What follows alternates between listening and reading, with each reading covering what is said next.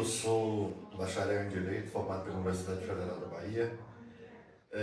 Trabalho com a área cultural da Prefeitura de Caeté desde o ano 2001 e continuo aqui trabalhando, tentando dar uma contribuição tanto na área da cultura quanto na área do esporte. Como caetense, né, eu falo dizer que eu sou de Caeté, de uma das famílias mais antigas da cidade, a família Rodrigues Lima. Desde pequeno a gente já cresce vivenciando o 2 de julho. Minha mãe era professora do Instituto de Educação Luiz Teixeira e ela foi uma pessoa que deu subsídio, por exemplo, para um dos festejos, né, na parte histórica, naquela época, na década de 70, começo dos anos 80. E ela figura como uma das pessoas que colaboraram com um livro chamado Pequenos Mundos, de Nelson de Araújo, lá da UFBA, onde ele traz um histórico sobre a festa de 2 de julho de Caeté.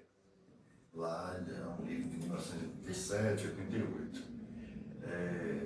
Eu desfilei na primeira vez quando Thales Gottschalk Fausto foi festeiro, lá na década de 70. Né? Eu era menino, então para mim foi uma honra vestir-me de periquitão, né, com aquela farda verde, né, e tentar entender por que a gente se vestia daquele jeito.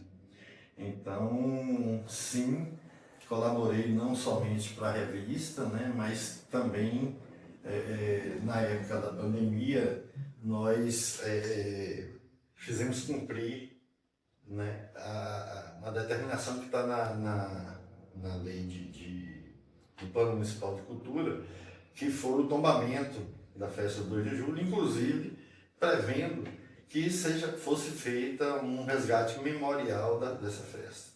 Então a gente deu a redação na época para o decreto que foi assinado no ano 2020, fazendo o tombamento da festa do 2 de julho.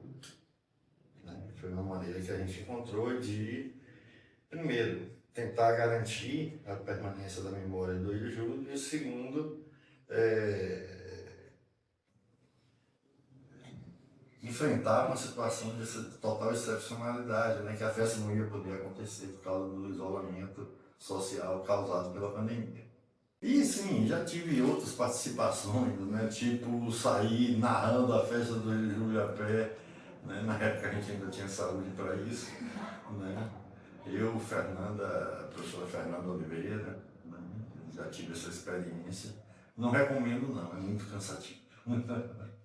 E tem mais coisas, né? Teve uma época que a gente fazia crônica, logo no comecinho da internet, e fizemos uma crônica onde a gente fez uma análise sobre a situação do indígena e levaram para o lado pessoal, né? Porque depois eu fiquei sabendo, a pessoa que estava por trás tinha um interesse em criar polêmica, entendeu? Para poder ter holofote, essa coisa toda. Mas foi um textozinho simples, onde a gente analisou o festejo daquele ano. E, curiosamente, foi a primeira vez que eu fiz crônica sobre o que eu estava assistindo.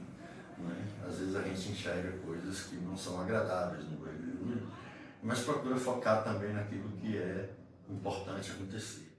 Eu tenho cuidado, por exemplo, de aquilo que eu registrei fotograficamente sobre o 2 de julho, disponibilizar em licença Creative Commons, né, na Wikipédia. Então a gente está sempre, né, nos seus anos que por motivo fosse maior não pude fotografar, mas todos os anos que eu efetivamente tirei foto, as principais fotos, as melhores fotos estão na Wikipédia à disposição do povo. Porque a independência da Bahia, ela foi um movimento que mobilizou todo o Estado para poder consolidar a independência do Brasil. Porque na Bahia, essa independência ela não tinha se efetuado. E é interessante a gente notar o seguinte: antes, né, de Dom Pedro proclamar a independência do Brasil, a Bahia já estava em luta. Né? Se você pegar, por exemplo, a independência de 1822, a morte da freira Joana Angélica é em 1821. Então a gente começou um ano antes e só foi terminar a luta quase um ano depois, no dia 2 de julho, né? Que é quando se tem a entrada chamada Entrada do Exército Libertador nas ruas de Salvador. Pela antiga Estrada da Liberdade, que ganhou esse nome por causa disso. E é hoje um dos principais bairros em matéria de população, em número de população, que é o bairro da Liberdade de Salvador. Né? Bem, Caetité se fez diferente, eu creio que desde o começo, lá no século XIX, porque tinha uma sociedade diferente. A gente encontra documentos, por exemplo, o pessoal chamando Caetité, no meados do século XIX, como Atenas do sertão baiano. Isso no século XIX, antes da escola normal, muito antes da escola normal. Então, como é que pode dizer? Caetité foi das primeiras vilas, né, do Estado a aderir à causa da independência. E muitas das famílias que aqui viviam participaram, né, o professor Azildo bem pesquisa nessa área, de coleta de recursos, de enviar recursos e pessoas para lutarem, né, durante essa guerra da independência. Então, o Caetité esteve diretamente envolvida. E mais tarde, com a chamada luta do Mata Maroto, né, onde ainda teve essa necessidade de afirmação, vamos colocar assim, da nacionalidade. Né? Se a gente pegar, por exemplo, a gente tem a família Gomes. Eu sou Gomes, mas o meu Gomes não é de Caetité, é lá do norte baiano. Mas a família Gomes, do Barão de Caetité, que se chama José Antônio Gomes Neto, os avós dele, né? Uma parte permaneceu com o sobrenome Gomes, mas outra parte mudou o sobrenome para Gomes, para romper, né, com esse vínculo com Portugal. Então esse foi um movimento muito interessante que houve como é que a gente fala, de afirmação da nacionalidade. Aí, em Caetité a gente tem registro, por exemplo, de que se havia uma comissão dos organizadores dos festejos, o patriotismo em Caetité era muito grande, né? Nós tivemos o Teatro Centenário, né, que foi inaugurado para comemorar o centenário da independência em 1822, então ele foi inaugurado em setembro de 1922. Então, nessa primeira fase, que a gente pode dizer assim, antes da ditadura militar, a cidade era uma festa, como a gente pode dizer assim, era uma festa do caetéense. E isso continuou mesmo quando, com a ditadura militar, esse festejo foi interrompido, a cidade continuou lembrando que fazia essa festa, que queria fazer essa festa. Ela era de praticamente todas as cidades baianas. Se você for ler, por exemplo, o romance Maria do Zá, de Adolfo Rocha, você vai ver as cidades lá da Chapada se preparando para a festa do 2 de julho. Né? E hoje você não ouve menção de que ninguém mais aqui na nossa região passa essa festa. Então Caetité foi, vamos dizer assim, honrou o seu passado, né, seus heróis, os caetéenses que aderiram à causa da independência brasileira, e honrou aqueles que mantiveram a tradição de conservar essa festa. Quando inaugurou a luz do cemitério, o cemitério hoje está no centro da cidade, na época era a ladeira chamada, então tinha muito poucas casas, né? E não tinha luz, não tinha, a eletricidade não ia até lá. Então, quando foi inaugurado, foi justamente no dia 2 de julho. E foi minha segunda participação de 2 de julho, né? E eu estava totalmente adolescente, né? Todo E uma escuridão, rapaz, não tinha lua, não tinha nada, e aí eu resolvi acelerar o cavalo lá de cima, da ladeira. E eu tava chegando um palmo na frente do nariz, né? E vinham dois caras subindo com o cavalo, o meu bateu de frente. Eu não voei, porque eu, na pancada o cavalo levantou o pescoço, e eu fiquei preso ali, né? Mas o óculos fez isso. Eu não sei que milagre, porque naquela época eu não fabricava óculos em Caeté, né? Você não tinha ótica em Caeté, você tinha que sair para pedir para encomendar o óculos, aquela coisa toda. Era muito complicado, levavam 2 meses para você repor os óculos se quebrassem. E aí, um dos caras que eu bati conseguiu encontrar esses óculos no meio do escuridão. Eu cheguei em casa, morava na Rua Barão na época, e resolvi guardar o cavalo. Quando eu cheguei, o quintal estava fechado e eu não tinha chave. Resolvi passar o cavalo por dentro da casa. Vocês não têm ideia de, primeiro, eu subi uma escada. Depois eu arrependi, o cavalo não desce a escada. Coisa de menino, né? Então tem muita história, né? Aquela coisa de você se sentir maior do que é quando você está em cima do cavalo, né? De paquerar as meninas em cima do cavalo.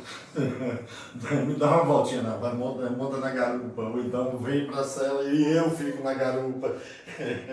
Era toda uma.